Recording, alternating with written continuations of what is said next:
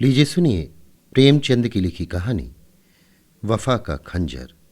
वाचन समीर गोस्वामी का है। जयगढ़ और विजयगढ़ दो बहुत ही हरे भरे सुसंस्कृत दूर दूर तक फैले हुए मजबूत राज्य थे। दोनों ही में विद्या और कला खूब उन्नत थी। दोनों का धर्म एक, रस्म रिवाज एक, दर्शन एक, तरक्की का उसूल एक, जीवन मानदंड एक और जबान में भी नाम मात्र का ही अंतर था।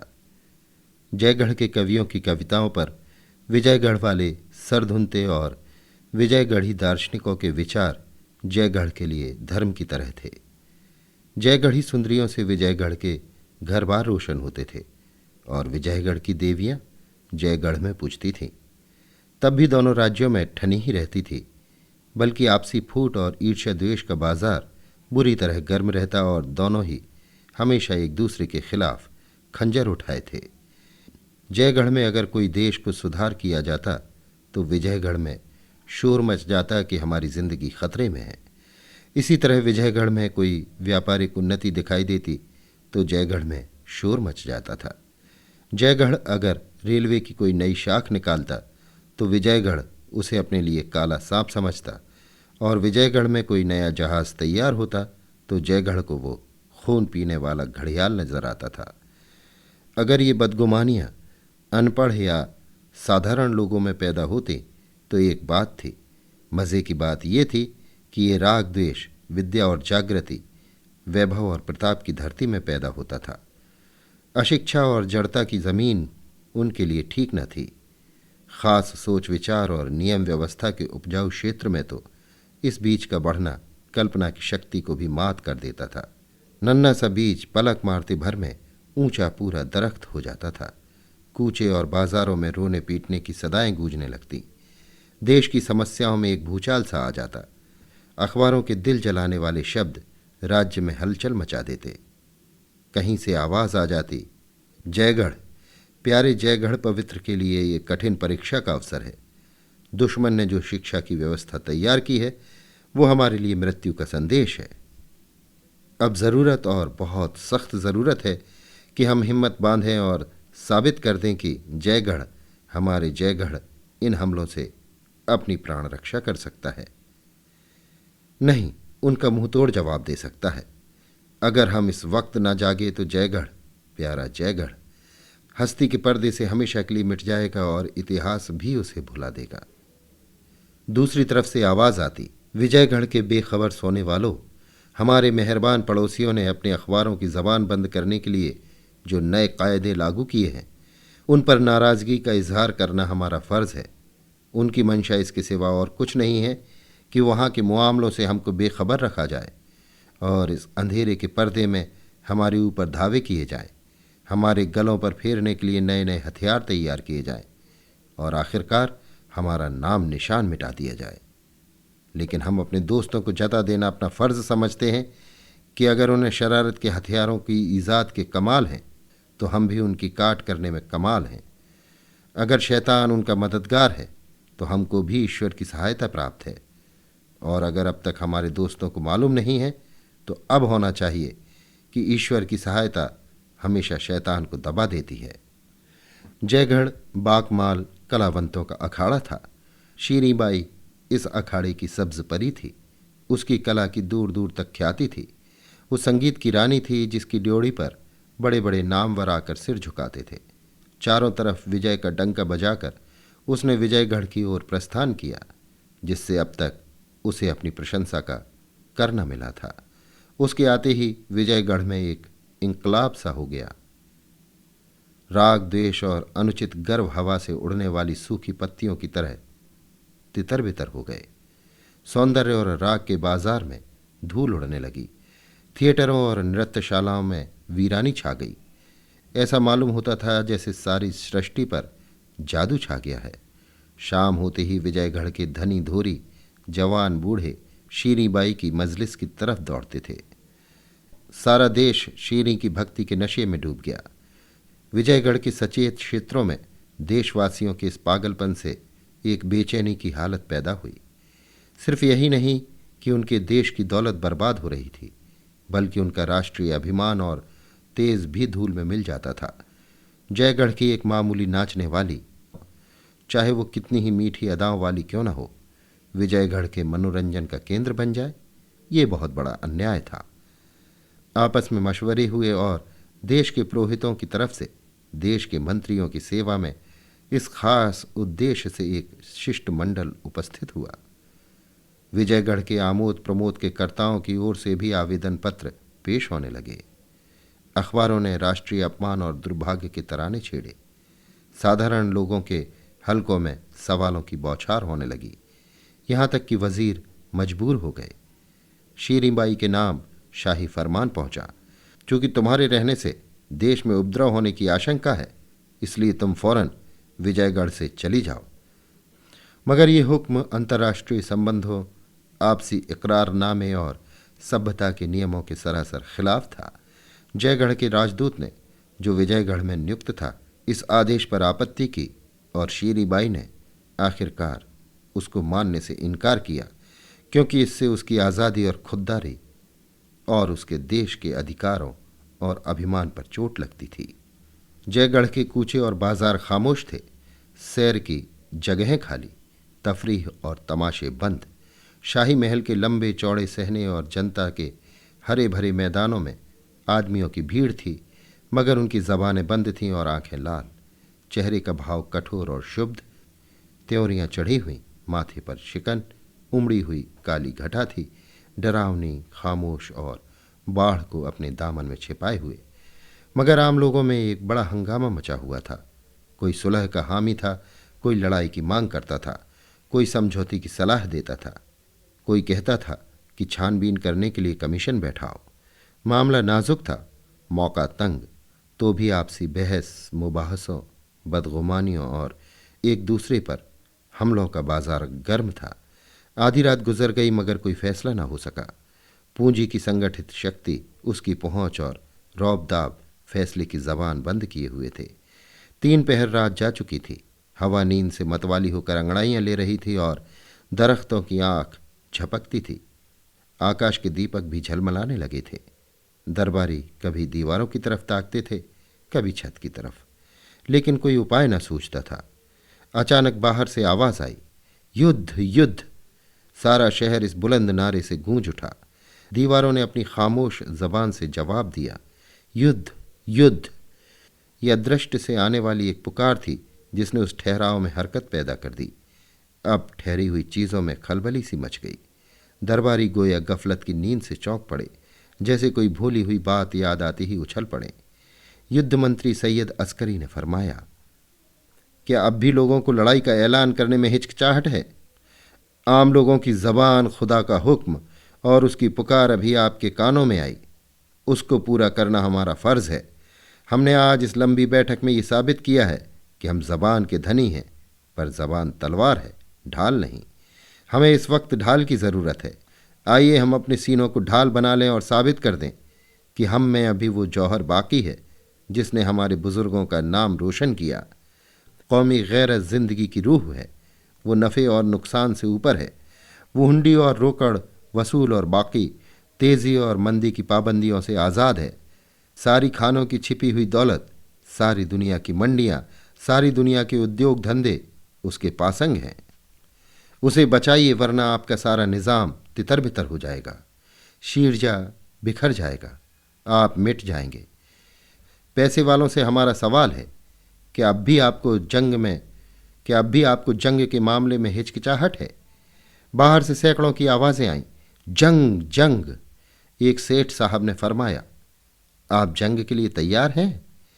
अस्करी, हमेशा से ज़्यादा। ख्वाजा साहब, आपको फतेह का यकीन है? अस्करी, पूरा यकीन है। दूर पास जंग जंग की गरजती हुई आवाज़ों का तांता बंध गया कि जैसे हिमालय की किसी अथाह खड्ड से हथौड़ों की झनकार आ रही हो। शहर कांप उठा, जमीन थर्राने लगी, हथियार बटने लगे। दरबारियों ने एक मत लड़ाई का फैसला किया। गैरत जो कुछ न कर सकती थी, वो आवाम के बारे ने कर दिखाया। आज से 30 साल पहले एक ज़बरदस्त इंकलाब ने जयगढ़ को हिला डाला था। वर्षों तक आपसी लड़ाइयों का दौर रहा। हजारों खानदान मिट गए, सैकड़ों कस्बे वीरान हो गए। बाप बेटे के खून का प्यासा था, भाई भाई की जान का ग्राहक। जब आखिरकार आज़ादी की फतेह हुई तो उसने ताज के फिदाइयों को चुन चुन कर मारा।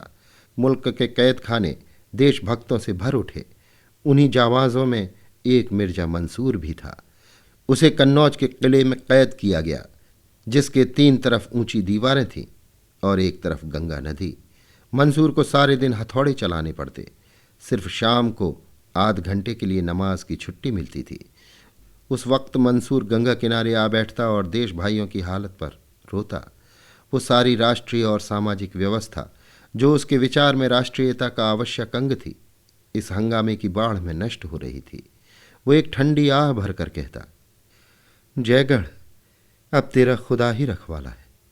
तूने खाक को अक्सीर बनाया और अक्सीर को खाक। तूने खानदान की इज्जत को, अदब और इखलाक को, इल्म और कमाल को मिटा दिया, बर्बाद कर दिया।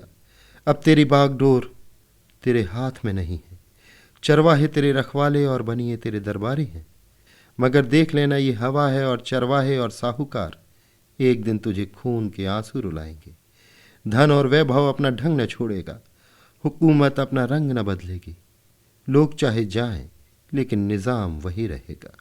ये तेरे नए शुभचिंतक जो इस वक्त विनय और सत्य और न्याय की मूर्तियां बने हुए हैं, एक दिन वैभव के नशे में मतवाले होंगे।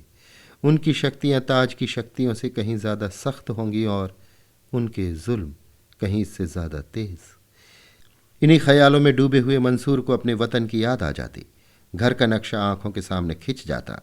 मासूम बच्चे अस्करी की प्यारी प्यारी सूरत आंखों में फिर जाती, जिसे तकदीर ने माँ के लाड़ प्यार से वंचित कर दिया था।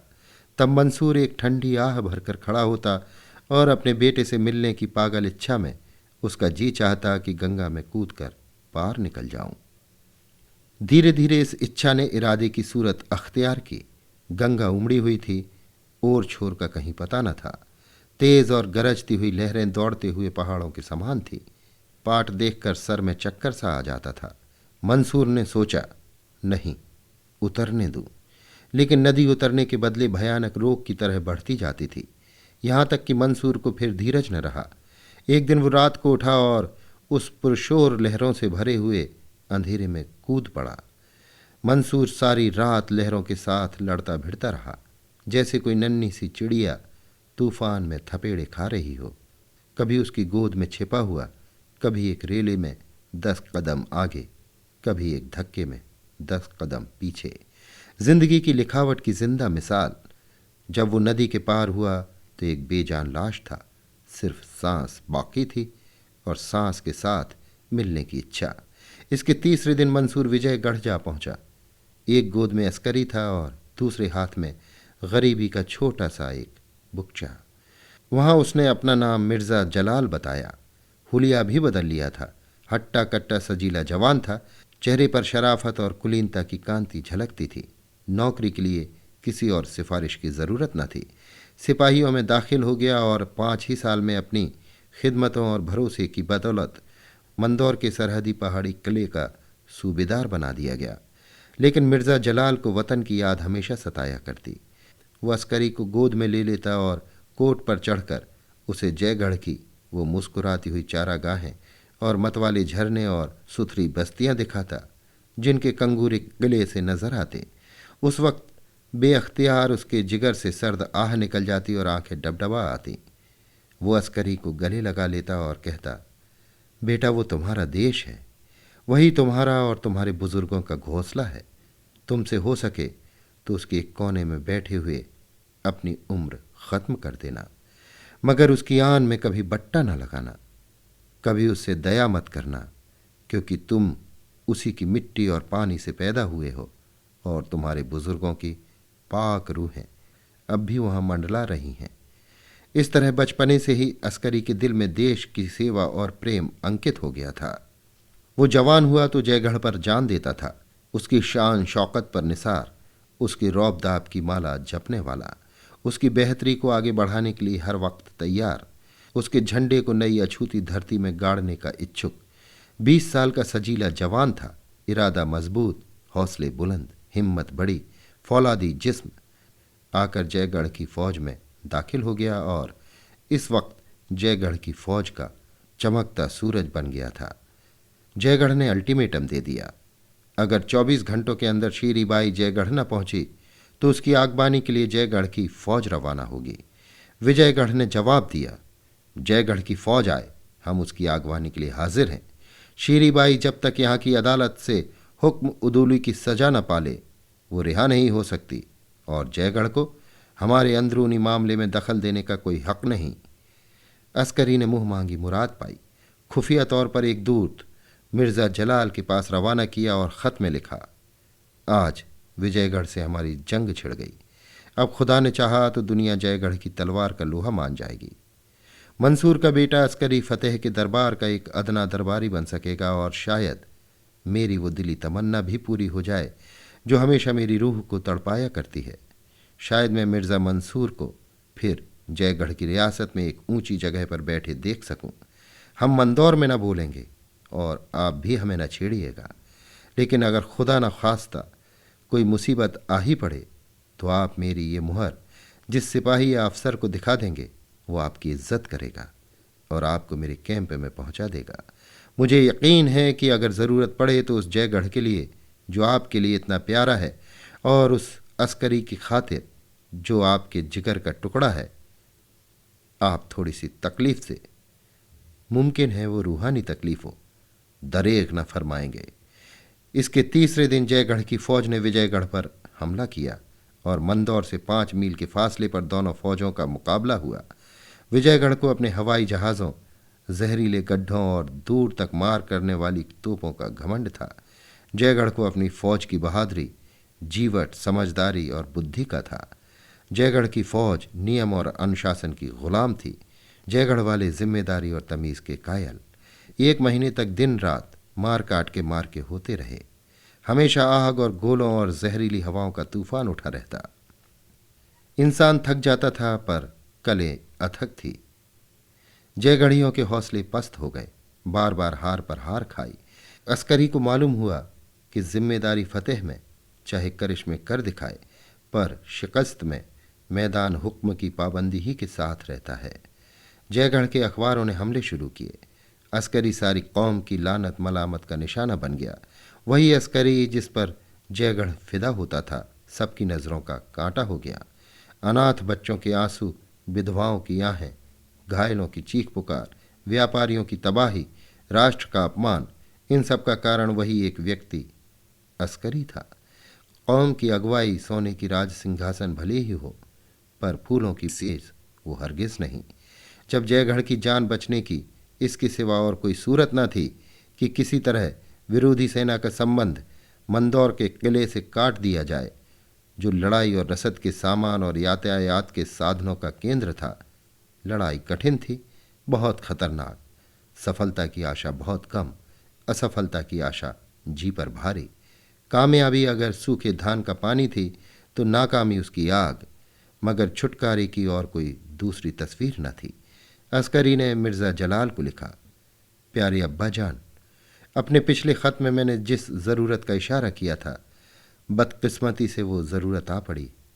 आपका प्यारा जयगढ़ भेड़ियों के पंजे में फंसा हुआ है और आपका प्यारा अस्करी नाउम्मीदों के भंवर में। दोनों आपकी तरफ आस लगाए ताक रहे हैं। आज हमारी आखिरी कोशिश, हम मुखालिफ फ़ौज को मंदौर के किले से अलग करना चाहते हैं। आधी रात के बाद यहाँ मार्का शुरू होगा। आपसे सिर्फ इतनी दरख्वास्त है कि अगर हम सर हथेली पर लेकर किले के सामने तक पहुँच सकें तो हमें लोहे के दरवाजे से सर टकरा कर वापस न होना पड़े, वरना आप अपनी कौम की इज्जत और अपने बेटे की लाश को उसी जगह पर तड़पते देखेंगे और जयगढ़ आपको कभी मुआफ़ न करेगा। उससे कितनी ही तकलीफ़ें क्यों न पहुँची हों, मगर उसके हक़ों से सुबुक दोष नहीं हो सकते। शाम हो चुकी थी। मैदान जंग ऐसा नज़र आता था जैसे जंगल जल गया हो। विजयगढ़ी फौज एक खूंरेज मार्के के बाद खंदकों में आ रही थी। घायल मंदौर के किले के अस्पताल पहुंचाए जा रहे थे। तोपें थक कर चुप हो गई थीं और बंदूकें ज़रा दम ले रही थीं। उसी वक्त जयगढ़ी फौज का एक अफसर विजयगढ़ी वर्दी पहने हुए अस्करी के खेमे से निकला। थकी हुई तोपें, सर झुकाए हवाई जहाज, घोड़ों की लाशें, औंधी पड़ी हुई हवा गाड़ियां और सजी मगर टूटे फूटे किले उसके लिए पर्दे का काम करने लगे। उसकी आड़ में छिपता हुआ वो विजयगढ़ी घायलों की कतार में जा पहुंचा और चुपचाप जमीन पर लेट गया। आधी रात गुजर चुकी थी। मंदौर या किलेदार मिर्जा जलाल किले की दीवार पर बैठा हुआ मैदानी जंग का तमाशा देख रहा था और सोचता था कि अस्करी को मुझे ऐसा खत लिखने की हिम्मत क्यों कर हुई। उसे समझना चाहिए था कि जिस शख्स ने अपने उसूलों पर अपनी जिंदगी न्यौछावर कर दी, देश से निकाला गया और गुलामी का तौक गर्दन में डाला, वो अब अपनी जिंदगी के आखिरी दौर में ऐसा कोई काम न करेगा जिससे उसको बट्टा लगे, अपने उसूलों को न तोड़ेगा। खुदा के दरबार में वतन और वतन वाले और बेटा एक भी साथ न देगा। अपने बुरे भले की सजा या इनाम आप ही भुगतना पड़ेगा। हिसाब के रोज उसे कोई बचा न सकेगा। तौबा, जयगढ़ियों से फिर वही बेवकूफ़ी हुई।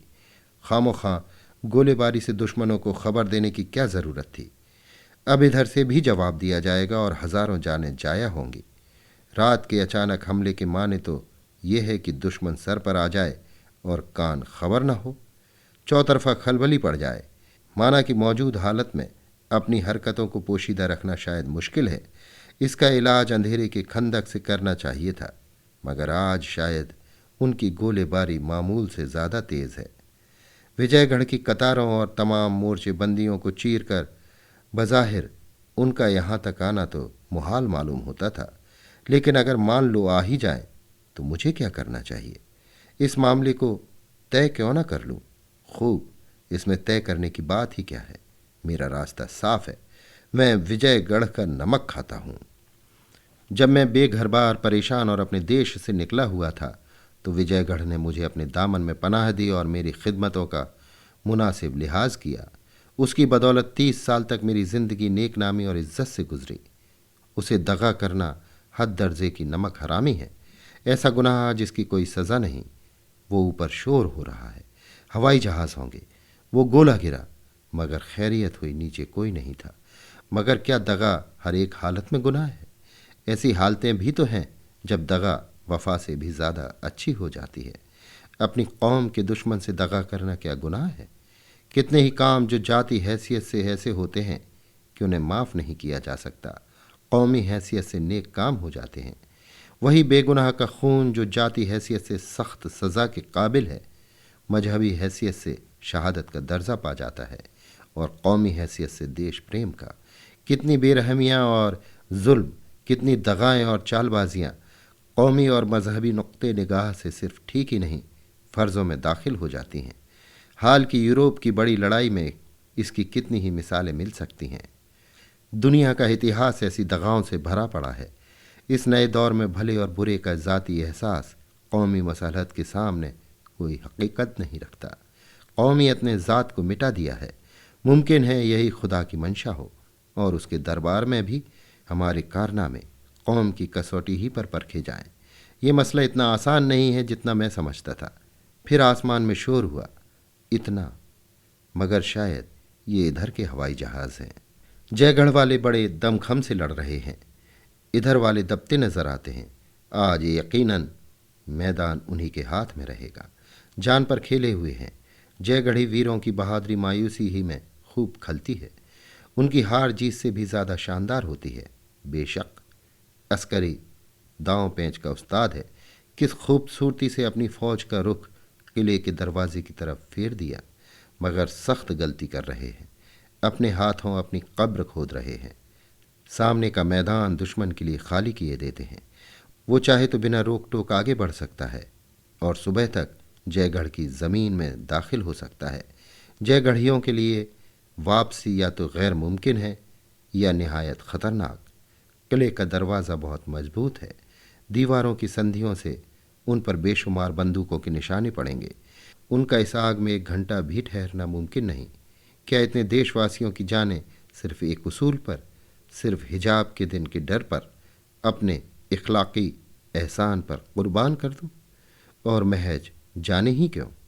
इस फौज की तबाही जयगढ़ की तबाही है। कल जयगढ़ की पाक सरजमीन दुश्मन की जीत के नक्कारों से गूंज उठेगी। मेरी माएँ, बहनें और बेटियां हया को जलाकर खाक कर देने वाली हरकतों का शिकार होंगी। सारे मुल्क में कत्ल और तबाही के हंगामे बरपा होंगे। पुरानी अदावत और झगड़ों के शोले भड़केंगे। कब्रिस्तान में सोई हुई रूहें दुश्मनों के कदमों से पामाल होंगी। वो इमारतें जो हमारे पिछले बड़प्पन की जिंद निशानियां हैं, वो यादगारें जो हमारे बुजुर्गों की देन हैं, वो हमारे कारनामों के इतिहास, हमारे कमालों का खजाना और हमारी मेहनतों की रोशन गवाहियाँ हैं, जिनकी सजावट और खूबी को दुनिया की कौमें स्पर्धा की आंखों से देखती हैं, वो अर्ध बर्बर असभ्य लश्करियों का पड़ाव बनेंगी और उनके तबाही के जोश का शिकार। क्या अपनी कौम को उन तबाहियों का निशाना बनने दूँ, महज इसलिए कि वफा का मेरा उसूल न टूटे? उफ, ये किले में जहरीली गैसें कहाँ से आ गईं? किसी जयगढ़ी जहाज़ की हरकत होगी। सर में चक्कर सा आ रहा है। यहाँ से कुमुक भेजी जा रही है। किले की दीवार के सुराखों में भी तोपें चढ़ाई जा रही हैं। जयगढ़ वाले किले के सामने आ गए। एक धावे में वो हुमायूं दरवाजे तक आ पहुँचेंगे। विजयगढ़ वाले इस बाढ़ को अब नहीं रोक सकते। जयगढ़ वालों के सामने कौन ठहर सकता है? या अल्लाह, किसी तरह दरवाज़ा खुद ब खुद खुल जाता। कोई जयगढ़ी हवाबाज मुझसे ज़बरदस्ती कुंजी छीन लेता, मुझे मार डालता। आह, मेरे इतने अजीज़ हम वतन प्यारे भाई आन की आन में खाक में मिल जाएंगे और मैं बेबस हूँ। हाथों में जंजीर है, पैरों में बेड़ियाँ, एक एक रोआ रस्सियों से जकड़ा हुआ है। क्यों ना इस जंजीर को तोड़ दूँ, इन बेड़ियों के टुकड़े टुकड़े कर दूँ और दरवाजे के दोनों बाजू अपने अजीज़ फतेह करने वालों की आगवानी के लिए खोल दूँ। माना कि ये गुनाह है, पर यह मौका गुनाह से डरने का नहीं। जहन्नुम की आग उगलने वाले सांप और खून पीने वाले जानवर और लपकते हुए शोले मेरी रूह को जलाएं, तड़पाएं, कोई बात नहीं, मगर महज मेरी रूह की तबाही मेरी कौम और वतन को मौत के गड्ढे से बचा सके तो वो मुबारक है। विजयगढ़ ने ज़्यादती की है। उसने महज जयगढ़ को जलील करने के लिए, सिर्फ उसको भड़काने के लिए शीरीबाई को शहर निकाले का हुक्म जारी किया, जो सरासर बेजा था। हाय अफसोस, मैंने उसी वक्त इस्तीफ़ा न दे दिया और ग़ुलामी की इस कैद से क्यों न निकल गया। हाय गज़ब, जयगढ़ी फ़ौज खंदकों तक पहुँच गई। या खुदा, इन जाबाजों पर रहम कर, इनकी मदद कर। कलदार तोपों से कैसे गोले बरस रहे हैं, गोया आसमान के बेशुमार तारे टूट पड़ते हैं। अल्लाह की पनाह, हुमायूं दरवाजे पर गोलों की कैसी चोट पड़ रही है, कान के पर्दे फटे जाते हैं। काश दरवाज़ा टूट जाता। हाय मेरा अस्करी, मेरे जिगर का टुकड़ा, वो घोड़े पर सवार आ रहा है। कैसा बहादुर, कैसा जाबाज, कैसी पक्की हिम्मत वाला। आह, मुझ अभागे कल मुहे को मौत क्यों नहीं आ जाती, मेरे सर पर कोई गोला क्यों नहीं आ गिरता। हाय, जिस पौधे को अपने जिगर के खून से पाला, जो मेरी पतझड़ जैसी जिंदगी का सदाबहार फूल था, जो मेरी अंधेरी रात का चिराग, मेरी जिंदगी की उम्मीद, मेरी हस्ती का दारोमदार, मेरी आरजू की इंतहा था, वो मेरी आंखों के सामने आग के भंवर में पड़ा हुआ है और मैं हिल नहीं सकता। इस कातिल जंजीर को क्यों कर तोड़ दूं, इस बागी दिल को क्यों कर समझाऊं। मुझे मुंह में कालिख लगाना मंजूर है, मुझे जहन्नुम की मुसीबतें झेलना मंजूर है। मैं सारी दुनिया के गुनाहों का बोझ अपने सर पर लेने को तैयार हूँ। सिर्फ इस वक्त मुझे गुनाही करने की, वफा के पैमाने को तोड़ने की, नमक हराम बनने की तौफीक दे। एक लम्हे के लिए मुझे शैतान के हवाले कर दे। मैं नमक हराम बनूंगा, दगाबाज बनूंगा, पर कौम फरश्त नहीं बन सकता। आह, जालिम सुरंगें उड़ाने की तैयारी कर रहे हैं। सिपह सलार ने हुक्म दे दिया। वो 3 आदमी तहखाने की तरफ चले। जिगर कांप रहा है, जिस्म कांप रहा है। ये आखिरी मौका है, एक लम्हा और, बस फिर अंधेरा है और तबाही। हाय मेरे ये बेवफा हाथ पांव अब भी नहीं हिलते, जैसे इन्होंने मुझसे मुंह मोड़ लिया हो। ये खून अब भी गर्म नहीं होता। आह, वो धमाके की आवाज़ हुई। खुदा की पनाह, ज़मीन कांप उठी। हाय अस्करी, अस्करी, रुखसत, मेरे प्यारे बेटे रुखसत। इस जालिम बेरहम बाप ने तुझे अपनी वफा पर कुर्बान कर दिया। मैं तेरा बाप न था, तेरा दुश्मन था। मैंने तेरे गले पर छुरी चलाई। अब धुआं साफ हो गया। आह, वो फौज कहाँ है जो सैलाब की तरह बढ़ती आती थी और इन दीवारों से टकरा रही थी। खंदकें लाशों से भरी हुई हैं और वो जिसका मैं दुश्मन था, जिसका कातिल, वो बेटा मेरा दुलारा अस्करी कहाँ है? कहीं नजर नहीं आता। आह। अभी आप सुन रहे थे प्रेमचंद की लिखी कहानी वफा का खंजर। वाचन समीर गोस्वामी का था।